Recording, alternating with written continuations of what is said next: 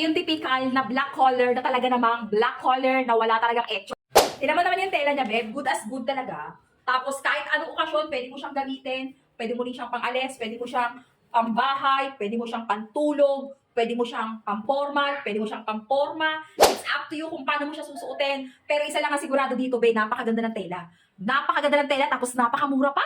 Yung talaga yung nagustuhan ko sa kanya, mga babes ko. Ayan yung pinaka-appearance niyan. Kahit magtaas-taas ka ng kilikili mo, okay lang. Kasi may normally na mga ganitong jacket niya. Ang hirap pag nagtataas ng kilikili, hindi sukat. So ayan siya, mga babes. Ayan yan. Naka-discount sale yan. Sobrang ganda, sobrang lambot ng tela. Malilito ka na lang kung paano mo siya gagamitin. Pero it's up to you kung paano mo siya gagamitin. Ayan siya. Marami siyang paraan kung paano gamitin. Basta suotin mo lang. Discounted na discounted to ngayon. Maglalagay ako ng link niya sa baba. Bilisan mo na. Kasi kahit anong okasyon sa buhay mo, pwede mo itong magamit. Ayan yung pinaka-appearance niya. Assorted color to. Black lang ang napili ko para payat kang tignan kunyari. Pero ang totoo, mataba ka. Yun. Black ang piliin nyo kung gusto mo ng ganong appearance. Pero pag gusto mo naman ng white color o ibang kulay, pwede. Pwede. Naka-discount sale lang sila. Check mo na, mura pa.